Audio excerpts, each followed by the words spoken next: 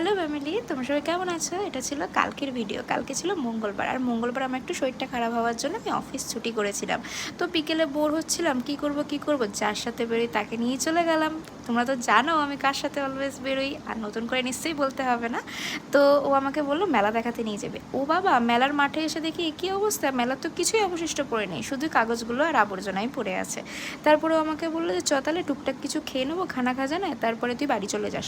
আমি ভাবলাম যে অনেক বাড়ির খাবার খাওয়া হয়ে যাচ্ছে, ঠিক আছে এটাই লাস্ট, আর খাবো না। সত্যিই বন্ধুরা, আর কি মারছি না, এটাই লাস্ট, আর খাবো না।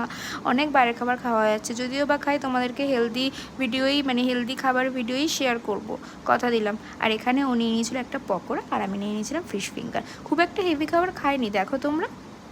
আমি না ফিশের আইটেমটাই বেশ পছন্দ করি, ফিশ ফিঙ্গার বলো, ফিশ ফ্রাই বলো, চিলি ফিশ, আমি এগুলোই বেশি অর্ডার করে থাকি। চিকেনের আইটেমটা একটু কম। তো যাই হোক, এখানে তারপর আমরা রুমালি রুটি নিয়েছিলাম, 4টে রুমালি রুটিই নিয়েছিলাম, কারণ আমাদের বাড়ি ঢুকে খেতে হবে। তো না খেতে দিলে আমাদের মারা দেবে ভালো করে পিটুনি, সেই জন্য আমরা বাইরে এখানে মোমো আর রুমালি রুটি নিয়ে নিয়েছিলাম। আর প্যান ফ্রাইড মোমোটা তো নিঃসন্দেহে দারুণ ছিল, কিন্তু এত ঝাল দিয়েছে, ঝাল খাওয়া মানুষকেও হার মানিয়ে দিয়েছে।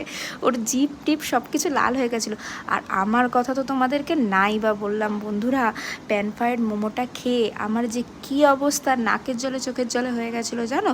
আমার মানে চোখ থেকে জল পড়ছিল, মানে মুখে গোটা গোটা বেরিয়ে গেছিলো, চোখ মুখ লাল হয়ে গেছিলো। তোমরা হয়তো ভিডিওতে অতটাও বুঝতে পারবে না ক্লিয়ার, বাট যতটুখানি বুঝতে পারবে ততখানি ভালোই বুঝতে পারবে যে দেখো আমার চোখ মুখের কী অবস্থা।